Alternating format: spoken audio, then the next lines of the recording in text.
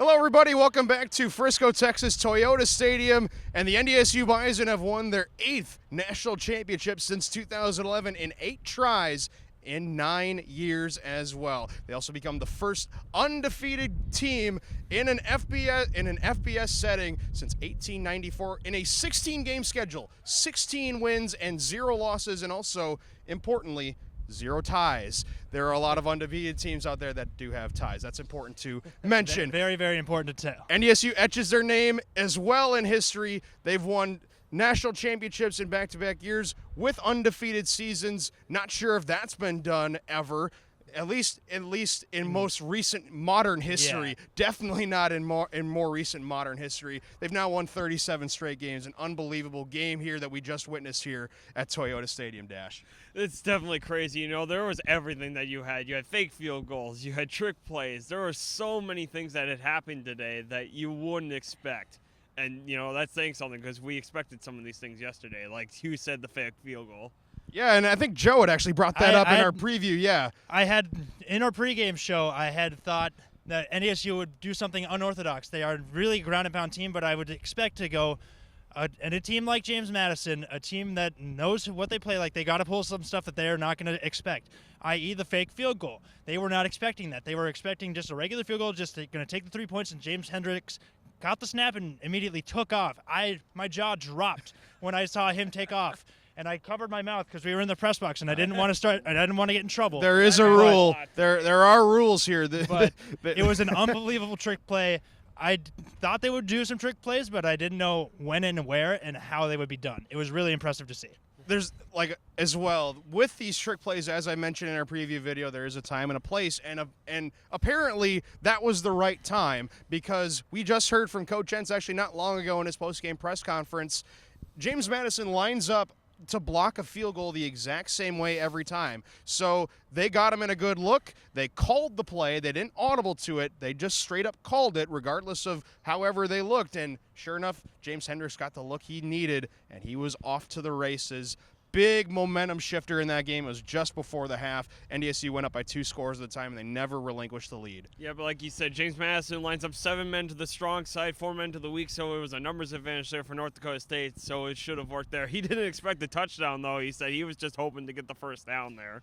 Those yards big as well in terms of a ground game. That was a big question mark for us, at least, coming in. How is NDSU going to stack up against the front 4 of James Madison? And they proved that. They ran for over 200 yards in the first half, I'm pretty sure, in this game. Against the best run defense in the entire FCS. However, Coach Entz said in the press conference that they had not seen a lot of quarterback runs all year. They haven't been used to it. So they stopped it a few times, but overall they really couldn't handle Trey Lance at all, especially in the second half on that 3rd and 23 in the beginning of the fourth quarter. Man. He was just trying to gain a few yards to get a better field goal opportunity, but then Jimmy Kapoor's had a huge block for him, and that set up to get the first down and then ultimately the touchdown. That was another huge turning point and a great moment in this game. The immediate thought when Trey Lance raced down this sideline over here into this corner of the end zone here, it reminded me a lot of the Adam Cofield run against South Dakota State in Brookings in October. You know, that's just one of those seismic moments that is going to define the game. 3rd and 23 versus 4th and 1 at your own 29-yard line with only 1 timeout. Those are the moments that will stick out to me from this season more than anything, just because of how absolutely critical and monumental they were to decide the outcome of the game. 3rd and 23, a horrible, horrible mental breakdown for James Madison. That is really, really sickening, probably for some of those players who had to endure the ups and downs they did this season, winning 14 straight games after losing in a close one against West Virginia. But still, hats off to James Madison. They played really tremendously, but that 3rd and 23 run, an absolute backbreaker. The run game today was just basically controlled by Trey Lance today. 30 runs by Trey Lance and only 10 by the halfbacks. Think about all the halfbacks that North Dakota State has, and they only used them 10 times. They have at least 5 or 6 really good running backs on this team that can make a big play whenever they want, but Trey Lance was running all over the field, so they didn't really need him. It was really impressive to see it. Although I will say, James Madison, after that 3rd and 23, they gathered themselves, they focused, and had the ball at the 3-yard line at the end of the game with the chance for a touchdown, and then the for sure 2-point conversion to tie the game to potentially send it to overtime. But unfortunately, James Hendricks strikes again. They run a pick play that they've been running a couple times throughout the game. Yes.